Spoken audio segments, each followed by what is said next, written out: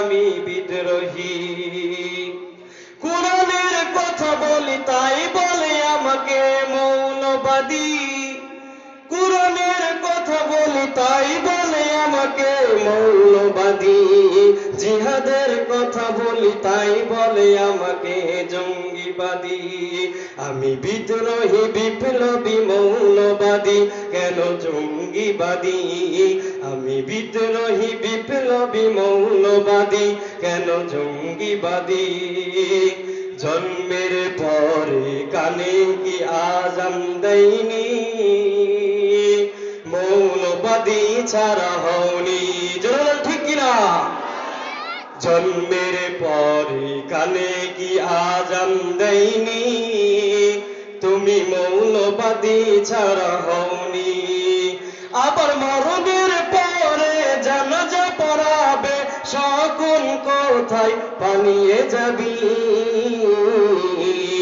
আমি বিদ্রোহী বিপ্লবী মৌলবাদী, কেন জঙ্গিবাদী? আমি বিদ্রোহী বিপ্লবী মৌলবাদী, কেন জঙ্গিবাদী? জোরে বলুন ঠিক কিনা?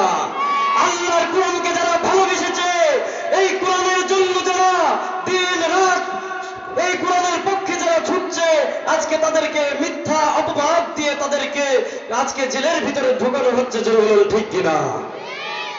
একমাত্র তারা জানে, এই কোরআনুল কারীম যদি কোন পার্লামেন্টের ভিতরে যদি কোরআনুল কারীমের একটি আইন পাস হয়ে যায়, এই দেশে কখনো আর দুর্নীতি থাকতে পারে না। জোরে বলুন ঠিক কিনা?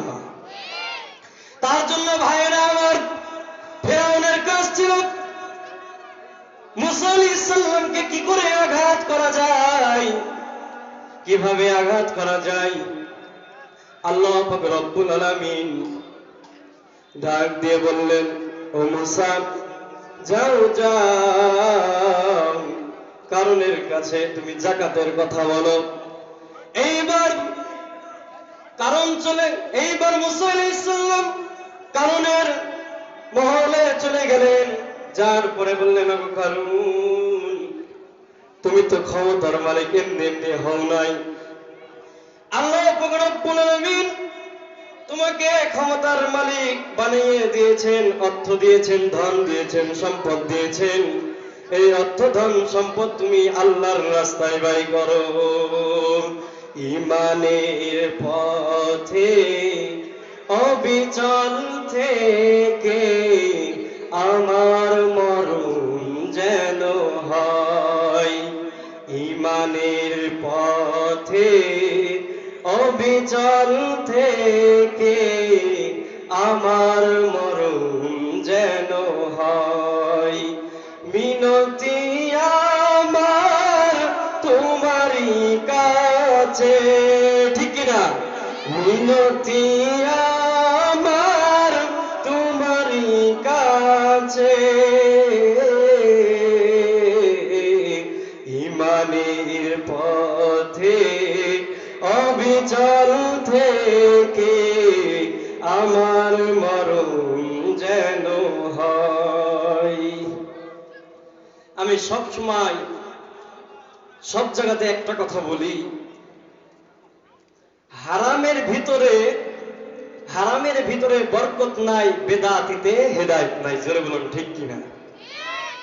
হারামের ভিতরে বরকত নাই, বেদাতের ভিতরে হেদায়েত নাই। আজকে আমরা সমাজের ভিতরে বেদাতিকে নিয়ে নাচানাচি করে। জোরে বলুন ঠিক কিনা?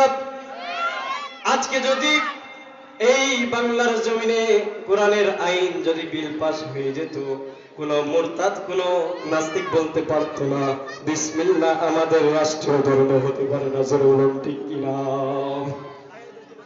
যাদের গায়ে ইসলামের তেজ আছে, যারা ইমানদার মুত্তাকি ব্যক্তি, যারা কোন নাস্তিক যদি আমার নবীর বিপক্ষে কথা বলে, কোরআনুল কারীমের বিপক্ষে কথা বলে, এই কথা যদি কেউ বসে বসে সে যদি মেনে নেয়, বুঝতে হবে সে ইহুদির দালাল। জোরে বলুন ঠিক কিনা?